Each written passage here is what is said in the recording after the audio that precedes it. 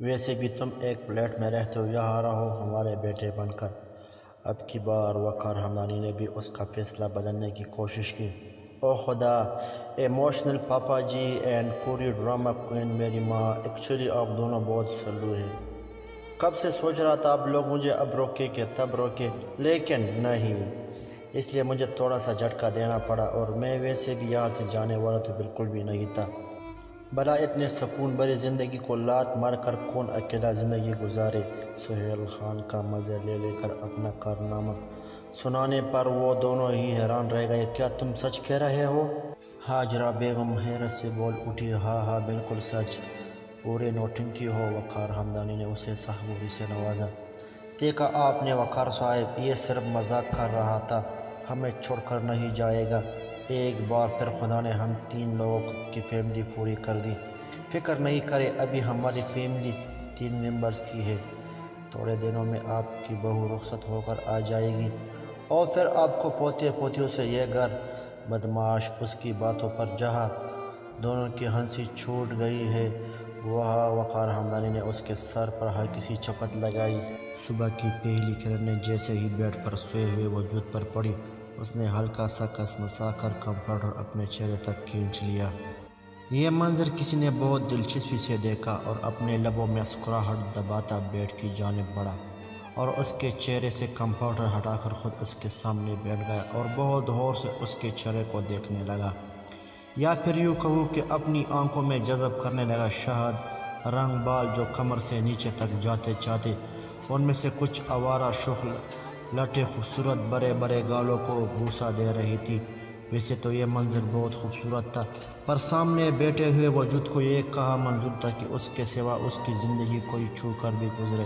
اسی لیے اس نے ایک ناگوار نظر ان لٹوں پر ڈالی اور ہاتھ بڑھا کر اپنی 2 انگلیوں کی مدد سے ان سب کو کان کے پیچھے کیا اور ایک لمبا سانس اپنے اندر کھینچ کر ایسے ہوا میں سفر کیا جیسے کوئی بہت بڑی جنگ جیت لیا ہو، اور اب وہ آرام سے اس کے چہرے کو دیکھنے لگا۔ خوبصورت لمبی لمبی آنکھوں پر کھالی گھنی خمدار پلکوں نے احاطہ کیا ہوا تھا۔ خوبصورت بڑے بڑے گلابی گال اور دائیں گال کے درمیان سیاہ تل بڑی شان سے براجمان تھا۔ چھوٹی سی توڑی اور اس توڑی پر ہلکا سا خم، اس خم کے توڑی اوپر خوبصورت کٹاؤ دار گلابی ہون جن کی نرمی شاید گلاب کی پنکھڑیوں کو بھی مات دیتی تھی۔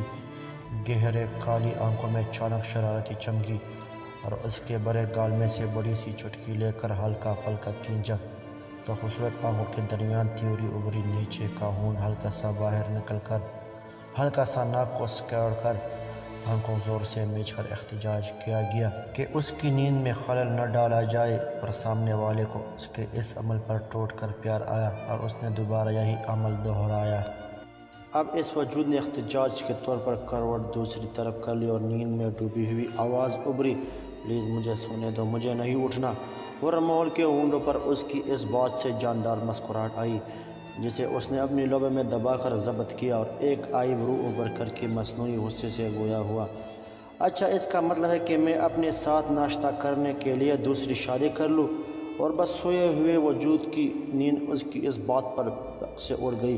لمبی آنکھیں صدمے سے بیٹھ گئی۔ حیرت و صدمے میں ڈوبی ہوئی آواز میں اس سے کچھ بولا نہیں گیا اور منہ سے صرف ایک لفظ نکلا، کیا؟ اگر میں نہ اٹھی تو کیا تم صرف اپنے ناشتہ کروانے کے لیے دوسری شادی کر لو گے؟ اب آنکھوں میں حیرت کی جگہ غصے نے لے لی تھی۔ بڑے بڑے گال غصے کی زیادت سے اور پھول گئے تھے اور وہ بچوں کی طرح منہ بسور کی نظریں نیچے سر کر کے بیٹھ گئی تھی، کیونکہ یہ بھی اس کے ناراضگی جتانے کا ایک انداز تھا۔ ہاں بالکل، جب میری بیوی میرے ساتھ ناشتہ بھی نہیں کر رہی تو مجھے تو کچھ نہ کچھ سوچنا پڑے گا اپنے بارے میں، اور کیا جو رہ گیا ہے وہ بھی بول دے۔ غصے کی شدت کی وجہ سے ناک کے نتنے پھول گئے اور ہرمول کو اپنا قہقہا ضبط کرنا مشکل ہو گیا۔ ویسے مجھے اپنے ہونے والے بچوں کے بھی بارے میں بھی سوچنا ہوگا، اور بس اس کی برداشت یہی تک کی تھی۔ خوبصورت نین کٹورے اس وقت پانی سے بھر گئے اور چہرہ آنسو روکنے کی کوشش میں لال ہو گیا تھا۔ ہاں کر لے دوسری شادی، مجھے تو پہلے ہی پتا تھا آپ مجھ سے کوئی محبت نہیں کرتے، سب بولنے کی باتیں تھی، وہ سر نیچا کیا اپنی ہی وہاں کے جا رہی تھی، پر اگر وہ حرم کی آنکھوں میں دیکھ لیتے تو شاید ایسی غلطی کبھی نہ کرتی۔ جب اچانک ہی اسے اپنے ہاتھ پر حرم کے ہاتھ کا لمس محسوس ہوا۔ وہ لمحوں کے 1000ویں حصے میں حرم نے اسے اپنی طرف کھینچا اور لال ہوتی آنکھوں اس کی بری آنکھوں میں ڈال کر کے پوچھا، کیا بولا تم نے؟ میری محبت پر بس اتنا سا یقین ہے تمہارا کہ میرے ایک مذاق کرنے سے تم نے بنا سوچے سمجھے میری محبت پر انگلی اٹھا دی؟ اور وہ جو غصے میں کچھ بھی بول بیٹھی تھی اب اس سے اپنی جان ہوا ہوتی نظر آ رہی تھی۔ اور آپ نے بھی ابھی بولا تو کیا؟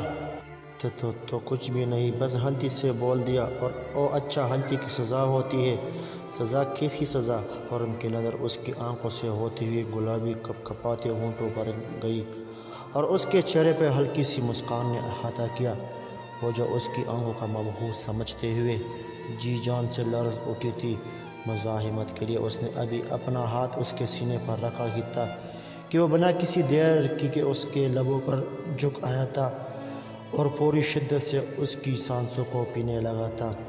وہ جو اس کی ہلکی سی قربت برداشت نہیں کر پاتی تھی، اس اچانک افعال پر لرز اٹھی تھی۔ مزاحمت کرنے کی پوری کوشش کی گئی پر حرم کی مضبوط پکڑ میں سے اسے اپنی یہ مزاحمت بیکار لگی، کیونکہ جتنا وہ اسے اپنے آپ سے دور کرنے کی کوشش کر رہی تھی، حرم کی پکڑ اور شدت میں اور اضافہ ہو جاتا۔ تک ہار کر اس نے مزاحمت کرنا چھوڑ دی اور خود کو اس کے حوالے کر دیا۔ نہ جانے کتنے وقت وہ اس کی سانسوں کو پیتا رہا، جذبات کا کیسا طوفان تھا جو تھم جانے کا نام نہیں لے رہا تھا۔ ہوش اسے تب آیا جب اسے ہلکی ہلکی سسکیوں کی آواز آئی اور وہ پیچھے ہو کر اپنی جان سے عزیز بیوی کا جائزہ لینے لگا، جو اب لمبے لمبے سانس لے رہی تھی اور اپنی دھڑکنوں کو ہموار کرنے کی کوشش میں ہلکان ہو رہی تھی۔ کچھ دیر بعد اس نے اپنی آنکھوں سے لبریز آنکھیں اٹھا کر کے دیکھا اور پھر بنا سوچے سمجھے حرم کے سینے پر مکے برسا دیے، جس کا حرم پر تو کوئی اثر ہوا نہیں بلکہ خود اس کی جان ہلکا ہو گئی تھی۔ تک کر اس کے سینے سے سر ٹکایا اور گلوکیز آواز میں شکوہ کیا، آپ بہت برے ہیں، بہت برے۔ حرم نے مسکرا کر اسے اپنے مضبوط بازو کے حصار میں لیا، پر تم سے کم مسکرا کر اس کے شکوے کی تردید کر دی گئی۔ حرم، ایک بات پوچھو؟ ہم پوچھو۔ وہ ہاسپٹل میں ایسا کیا ہوا تھا کہ آپ اتنے جنونی ہو گئے ہو؟ مہینے سے جو سوال اس کے دل میں مچل رہا تھا بالآخر اس نے پوچھ ہی ڈالا۔ اس کے سوال پوچھتے ہی وہ جان گیا کہ وہ کیا جاننا چاہتی ہے۔ بات ہاسپٹل کی نہیں ہے، جانتی ہو کتنا ڈر گیا تھا میں جب تمہیں گولی لگی تھی۔ ایسا لگ رہا تھا بس اب میں اگلا سانس نہیں لے سکوں گا۔ جب ڈاکٹر نے اگر کہا آئی ایم سوری تب تو میرے بات کسی نے زمین ہی کھینچ لی۔ مجھے لگا میرا عشق، میرا جنون میرا ساتھ چھوڑ گیا، مگر شکر خدا کا تمہیں کچھ نہیں ہوا تھا۔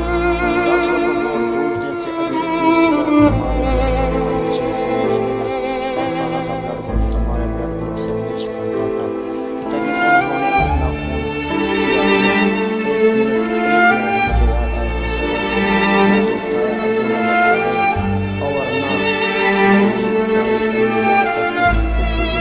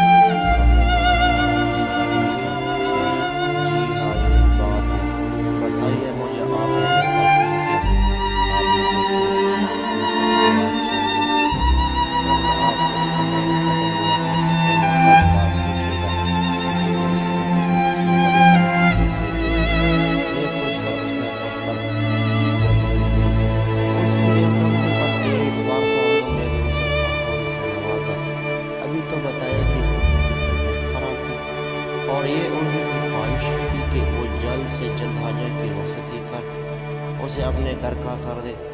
اسی وجہ سے اس کی رخصتی جلدی کروا دی، کیونکہ باقی خاندان والوں کو جب سے ساری سچائی پتہ چلی، ہر ایک اپنا ہی منطق لے کر آ جاتا تھا، اور ان میں سے کچھ ہانی اور پھوپھو کی طرف عجیب نظروں سے دیکھتے، کچھ تو اشاروں کنائیوں میں تیمور ہمدانی کے کاروبار کا بھی تانا دینے لگ گئے تھے۔ تبھی مما اور بابا کو بھی یہی صحیح لگا کہ ہم ہانیہ کی رخصتی کروا کر اسے اپنے سسرال بھیج دیں۔ جواب واقعی معقول تھا، سو وہ چپ چاپ سر جھکا کر خاموش ہو گئی۔ یہ تو ہو گئی لڑائی، اب یہ بتاؤ پوچھنا کیا تھا؟ حرم کو اس کا اداس چہرہ اور جھکا سر اچھا نہیں لگا، تبھی واپس فریش موڈ میں آ کر اس کا کان کھینچا۔ نہیں کچھ خاص نہیں۔ ارے ایسے کیسے کچھ خاص نہیں؟ بتاؤ کیا پوچھنا تھا؟ ایک بار پھر اس نے اپنا سوال دہرایا۔ وہ میں پوچھ رہی تھی کہ جب نکاح ہوا تو دروازہ روکنے پر جو نیک ملتا ہے وہ کس نے لیا؟ اس کا سوال سن کر پہلے تو حرم کا حیرت سے منہ کھل گیا، مگر پھر اس کا معصوم سامنا دیکھ کر ایک دم کہا لگایا، فکر نہیں کرو، تمہارا نیک تمہیں ہی ملے گا۔ اس کا انتظام میں نے پہلے ہی کر لیا ہے۔ سہیل سے میں نے رخصتی کے وقت کمٹمنٹ کر لی تھی کہ کچھ بھی ہو جائے مگر میری جان کا حق کوئی حذف نہ کر سکتا، وہ جب چاہے اپنا حق وصول کر سکتی ہے۔ ابھی جب وہ 2 دن ہنی مون سے واپس آ گئے تو تم جٹ سے ہانیہ کو اندر کر کے پٹ سے دروازے کے پیچ دیوار بن کر کھڑی ہو جانا، اور پھر جتنا چاہے نیک وصول کرنا، میں بھی تمہارا ساتھ دوں گا۔ سچی حرم آپ نے ایسا بولا؟ مچی میری جان، میں نے بالکل ایسا ہی بولا۔ کتنا خیال کرتے آپ میرا۔ I love you, I love you, I love you, اتنا سارا آئی لو یو اور خود سے زیادہ لو یو۔ آج اس نے خود اظہار کے ساتھ ساتھ آگے بڑھ کر حرم کے گلے میں باہیں ڈال کر اپنے لبوں سے اس کے گال کو چھوا۔ حرم نے حیرت سے اس کے سر کو دیکھا، جب اس کے دل کی دنیا اتل پتل کر آرام سے اس کے کاندھے پر سر نکائے شاید ایک بار پھر اپنے سونے کا شغل پورا کرنے چلی تھی۔ ہلکا سا مسکرا کر اس نے اپنی حیرت پر قابو پایا اور اس کے نازک سے وجود کی گرد اپنے مضبوط بازو کا حصار قائم کر اسے خود میں بھیجا۔ ویسے میں نے کافی وقت پہلے تمہارے لیے گفٹ لیا تھا، سوچ رہا ہوں آج تمہیں دے دوں۔ سچی آپ میرے لیے گفٹ لائے تھے اور مجھے بتایا بھی نہیں؟ گفٹ کا نام سنتے ہی اس کی نیند اڑنا شروع ہو گئی۔ جلدی لا کر دے میرا گفٹ۔ اب کی بار اس نے تقریباً حکم دینے والا انداز اپنایا۔ دیتا ہوں، مگر پہلے تم اس ناشتے سے انصاف کرو، پھر تمہیں دوائیاں بھی کھانی ہے۔ دوائیاں میں نہیں کھاؤں گی، ہاں ناشتہ آپ میرے لیے اتنے پیار سے لائے ہیں تو میں ضرور کھاؤں گی۔ ٹرے اپنی طرف اسکا کر وہ ناشتے سے بھرپور انصاف کرنے کے موڈ میں تھی۔ اس کے ندیدے پن پر حرم کی ہنسی آئی۔ آرام سے کھاؤ غدا۔ حرم نے کبٹ کے پاس کھڑے ہی اسے سحگوری سے نوازا، مگر اس کی کسی بھی گوری کا اس پر ذرا برابر اثر نہیں ہوا۔ لاڈلی تو وہ پہلے بھی سبھی کی تھی، مگر جب سے اسے گولی لگی تھی، خاص کر حرم نے اسے اپنی ہتھیلی کا چالا بنا لیا تھا۔ تبھی آپ وہ حرم کو جی بھر کر تنگ کرتی، اس سے اپنے لاڈ اٹھوا کر اسے کس قدر مزہ آتا تھا شاید وہ بیان نہیں کر سکتی تھی۔ تھوڑی ہی دیر میں وہ ایک درمیانی سائز کا نفیس سا مخملی کیس ہاتھ میں پکڑے اس کے ساتھ دوبارہ بیڈ پر آ بیٹھا۔ واو کتنی خوبصورت کیس ہے یہ، اگر اتنا بیوٹیفل ہے تو گفٹ کتنا بیوٹیفل ہوگا۔ میں اسے کھولوں حرم؟ اس نے جان بوجھ کر بے چارہ منہ اب بولو تمہارے لیے یہ واو یہ اس نازک اور نفیس سے بینڈ اس پر کچھ لکھا ہے۔ ناشتہ چھوڑ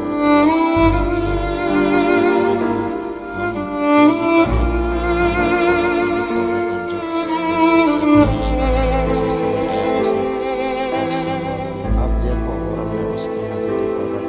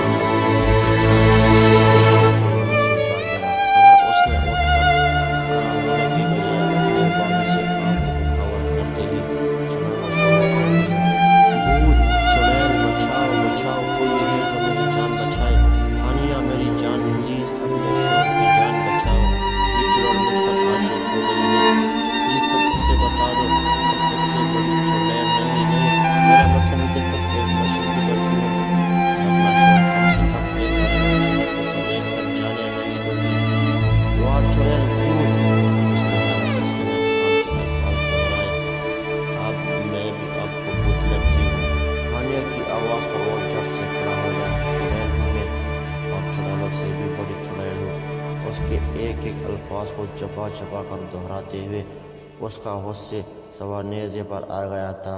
ارے نہیں نہیں میری جان، دیکھا تم نے، لے لیا نا میرے مذاق کو سیریس۔ میں تو صبح مذاق کے موڈ میں تھا، اسی وجہ سے میں نے ایک چھوٹا سا مذاق کیا، ورنہ تو مجھے پہلے سے پتہ تھا کہ مجھے جگانے والی میری معصوم پیاری حسین مورت یہ کوئی اور نہیں، بالکل میری بیوی ہی ہے۔ بس اب کوئی بہانہ بنانے کی ضرورت نہیں ہے، مجھے پتہ چل گیا آپ میرے بارے میں کیا سوچتے ہیں۔ میں اب آپ کو چڑیل بن کر دکھاؤں گی، نکلے کمرے سے باہر ابھی کے ابھی۔ ارے سنو، ایک بار پھر بات تو سنو پلیز، ایکچولی غلط فہمی ہو گئی۔ بنا اس کی کوئی بات سنے تکیہ اٹھا کر مسلسل اس پر وار کرتے ہوئے اس نے سہیل خان کو کمرے سے باہر کرتے ہی دروازہ بند کر لیا۔ اب رہے باہر، خبردار جو اندر آنے کے بارے میں سوچا بھی، سچی والی چڑیل بن کر آپ کا خون پی جاؤں گی، خطرناک لہجے میں کہتے ہوئے اس نے سہیل خان کی جودہ طبق روشن کر دیے۔ ارے باپ رہے آپ، صبح صبح ہی عزت ہو گئی سہیل خان، اور ویسے بھی اسے منانا مطلب جو شیر لانا ہوگا، ویسے غلطی بھی میری ہی ہے، میں نے کیوں آدھی آنکھیں کھول کر آدھا ادھورا دیکھا؟ اگر پوری آنکھیں کھول کر زبان کو لگام لگاتے ہوئے تھوڑی تحمل کا مظاہرہ کر لیتا تو شاید یہ نوبت نہ آتی آج تک کہ ہارے انداز میں سپر پلٹ کر وہ خود کو ہی کوس رہا تھا۔ او خدا مجھے ہمت دے، یہ انجلینا جولی ناراض ہو گئی ہے۔ کچھ دیر خاموشی سے لیٹے لیٹے اس کی نظر کھڑکی کے باہر وقفے سے گرتے پانی کی قطروں پر گئی، شاید باہر بوندا بوندی ہو رہی تھی، ہلکی ہلکی برسات ہوتا دیکھا اسے بھی وہ برسات کا دن یاد آگا جب ہانیہ نے پکوڑے بنائے تھے۔ کچھ سوچتے ہوئے اس نے گھڑی کی طرف دیکھا، صبح کے 10 بج رہے تھے۔ لمبی سانس لے کر اس نے منہ ہاتھ دھو کر اپنا حلیہ آنیہ میں دیکھ کر، جو کہ اب کافی حد تک ٹھیک ہو گیا تھا، ایک نظر بند کمرے پر ڈال کر اس نے ایک چھتری اٹھا کر باہر کا رخ کیا۔ خدا کرے اس آئیڈیا سے یہ مان جائے۔ تقریباً 40 منٹ کے بعد وہ دوبارہ اپنے فلیٹ میں داخل ہوا، چھاتا بند کر کے ایک طرف رکھ کر باقی کا سامان لیے وہ کچن میں داخل ہوا، ٹیبل پر سارا سامان رکھ کر فریج سے اپنی مطلوبہ چیزیں نکال کر سامنے رکھے اور کچھ مسالے جو اپنے ہاتھ سے لایا تھا وہ بھی اپنے سامنے رکھے۔ تیزی سے ہاتھ چلاتے ہوئے اس نے گردن موڑ ایک بار پھر بند دروازے کی طرف دیکھا۔ ہنا سنا تھا کہ شوہر کے دل کا راستہ پیٹ سے ہو کر جاتا ہے، مگر یہ حربہ آج میں بیوی پر آزمانے جا رہا ہوں۔ یا خدا بیڑا پار لگا دینا، کچھ بھی ہے میں اسے یوں سے میں خود سے ناراض بالکل نہیں دیکھ سکتا۔ حد ہے، مطلب کچھ بھی بول دیں گے، نیند میں تھے تو کیا ہوا، انہیں میں چڑیل لگتی ہوں، اور خدا نخواستہ اگر ان کے سامنے سچ میں کوئی چڑیل ہوتی تو ماشاءاللہ سے یہ اس چڑیل کو بھگانے کے لیے بھی مجھے ہی بلا رہے ہیں۔ ہر وقت کا مذاق اور الٹی سیدھی حرکتیں کروا لو ان سے۔ اسے میں ادھر ادھر ٹہلتے ہوئے کوئی 10 بار کمرے کی لمبائی ماپ چکی تھی، اوپر سے کچن میں ہوتی کٹر پٹر پر اس کا اور خون جل کر راکھ ہو گیا۔ اب ضرور یہ میرا اور کام بڑھائیں گے، بجائے اس کے کہ یہ مجھے سوئٹزرلینڈ کی خوبصورتی دکھائے، ڈیر و ڈیر شاپنگ کروائے، مگر نہیں، یہ تو مجھ سے یہاں کچن صاف کروائیں گے۔ یا اللہ، یہ بندہ کیا کرنے جا رہا ہے؟ ایک کام کرتی ہوں، ایک بار دیکھ لیتی ہوں۔ دروازہ کھول کر اس نے تھوڑا سا سر باہر نکال کر کچن کی طرف دیکھا، سامنے ہی وہ اس کی طرف بیٹھ کے شاید کچھ مکس کر رہا تھا۔ کچن بھی صاف ستھرا نظر آ رہا تھا، کہیں کوئی پھیلاوا نہیں تھا۔ اب اس نے پوری گردن باہر نکال کر گہرے گہرے سانس کھینچ کر وہاں کیا ہو رہا ہے محسوس کرنے کی کوشش کی، مگر سب کوشش بیکار ہونے کے ساتھ اس کی چوری بھی پکڑی گئی جب سہیل نے تیزی سے مڑ کر اس کی طرف دیکھا۔ ہنا جادوگر کہیں کا خاموشی سے اپنا کام نہیں کر سکتا، یوں ہی ادھر ادھر دیکھنے کی کیا ضرورت تھی؟ میں بھی دیکھنے لگ گئی کہ کیا کر رہا ہے، جو بھی کرے میرے بلا سے، میں تو ناراض ہوں۔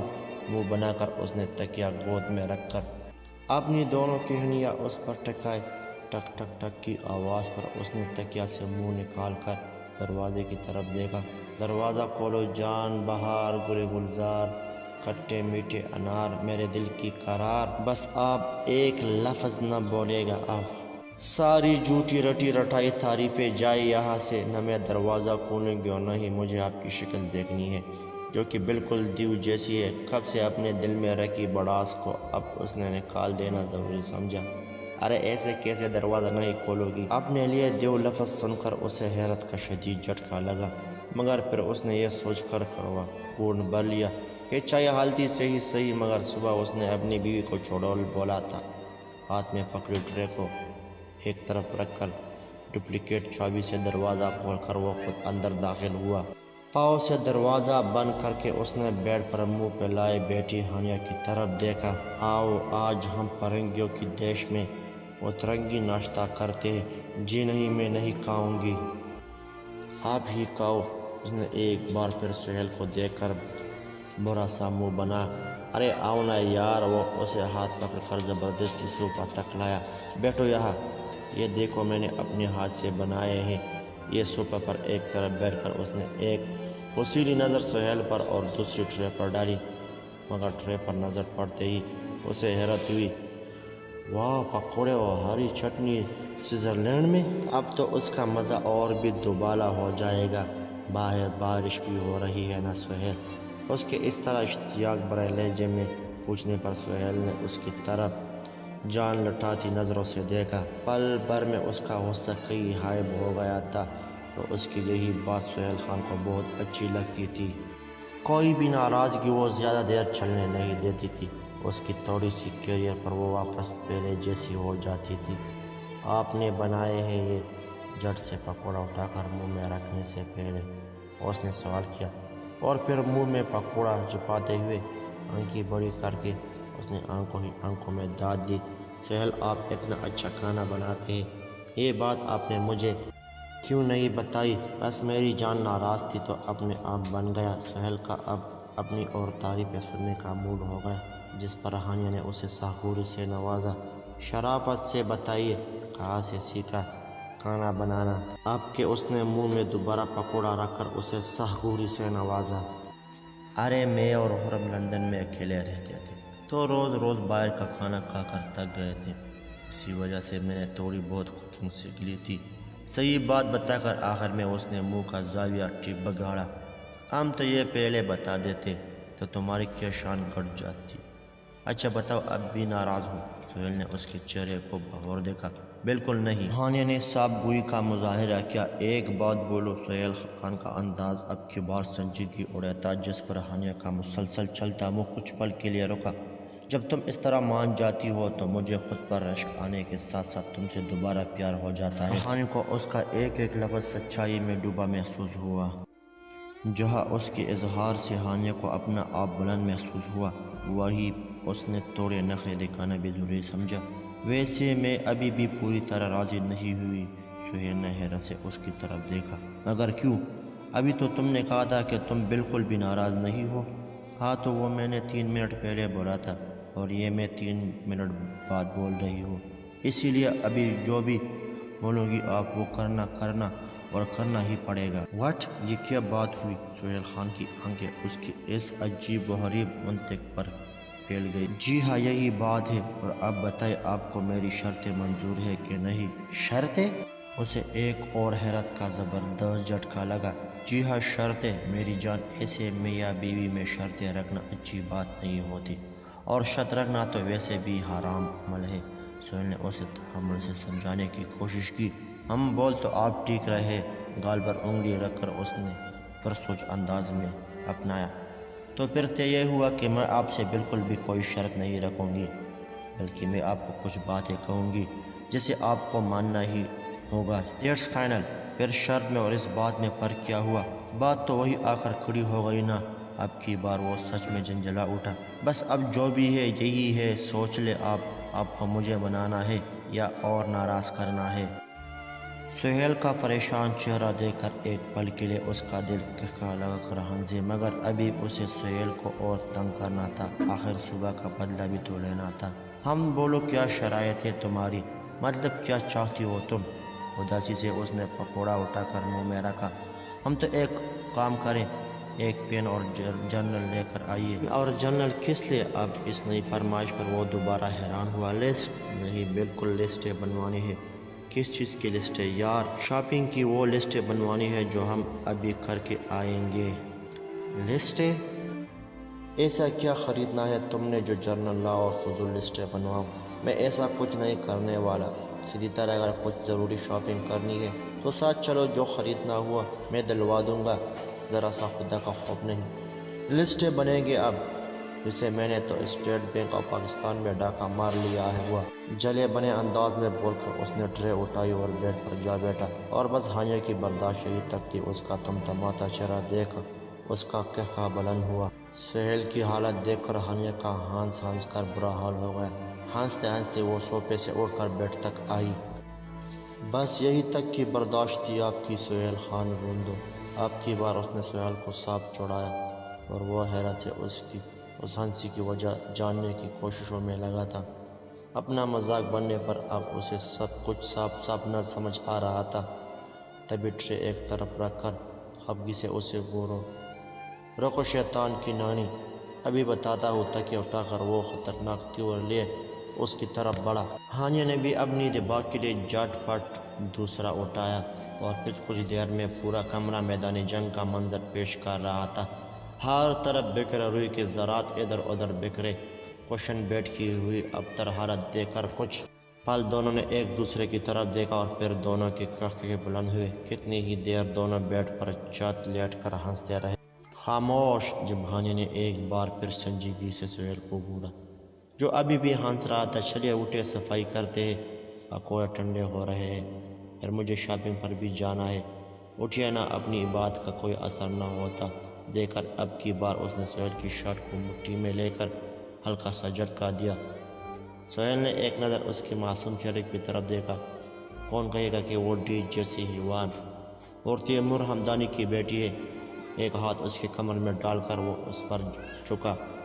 تمہارے سنگ زندگی بہت حسین ہے اور میں یوں ہی تمہیں اپنے دل کا قرار نہیں کہتا، تم سہیل خان کے دل کا قرار ہو اور رہو گی۔ آنکھیں بند کر کے اس نے اپنے دیکھتے لبوں سے اس کی پیشانوں کو چھوا۔ ایک بات پوچھو آپ سے؟ اس کے دل میں جو اتنے دنوں سے ایک سوال مچل رہا تھا، آج اس نے سوچا کہ پوچھ لیں۔ ہم پوچھو۔ انگوٹھے اس کے گال کو سہلاتے ہوئے وہ پوری طرح اس کی طرف متوجہ تھا۔ کیا کبھی آپ کو ایک لمحے کے لیے بھی افسوس ہوا کہ آخر آپ کو مجھ سے ہی پیار کیوں ہوا؟ آخرکار میں بھی آپ لوگوں کے سب سے بڑے دشمن کی بیٹی تھی۔ سہیل نے اس سوال پر حیرت سے اس کی جلملاتی آنکھیں میں دیکھا، جہاں ایک بار پھر دکھ تکلیف نظر آ رہی تھی۔ وہ اچھے سے جانتا تھا کہ وہ چاہے اس سے جتنا بھی پیار کر لے، مگر اس کے دل میں ہمیشہ یہ بات رہے گی کہ وہ کن لوگوں کے سائے میں آج تک پلی بڑی ہے۔ لمبی سانس لے کر اس نے اپنی پیشانی کو ہانیہ کی پیشانی سے ٹکرایا۔ کبھی نہیں، ہاں مجھے حیرت کا جھٹکا ضرور لگا جب مجھے پتہ چلا کہ تم ڈیچ کی پوتی اور تیمور ہمدانی کی بیٹی ہو، مگر تبھی میں نے یہ سوچ لیا تھا کہ تم بیٹی چاہے جس کی بھی ہو، مگر تم بیوی صرف اور صرف سہیل خان کی کہلاؤ گی اور آئندہ سے یہی تمہاری پہچان ہوگی جب تم بیوی میری ہوگی۔ افسوس ہونے کا تو سوال ہی پیدا نہیں ہوتا، اتنی محبت کرتے مجھ سے آپ۔ تمہاری اس چھوٹی سی عقل میں آنے والی فضول سوچوں سے زیادہ میں فضول نہیں سوچتی۔ اب کی بار اس نے اپنی چھوٹی سی ناک سکیڑی۔ پتہ نہیں کہاں سے فضول نہیں سوچتی، ہر وقت فضول سوچتی ہو۔ وہ سمجھ گئی تھی اب اور بحث کی تو اس کا اچھا مذاق بنائے گا، تبھی اس نے بات پلٹنے کا سوچا۔ اچھا سنیے، مجھے ایک اور بات کرنی تھی آپ سے۔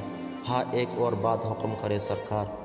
وہ میں کہہ رہی تھی کہ پکوڑے ٹھنڈے ہو رہے ہیں۔ تیزی سے اس کا حصار توڑ کر وہ ٹرے کی جانب لپکی۔ پوری جنگ میں یہی ایک چیز تھی جو سلامت رہ گئی تھی۔ میرے لیے بھی بچا دینا موٹی، میں فریش ہو کر آتا ہوں، صبح سے کمرے پر قبضہ جمایا ہے۔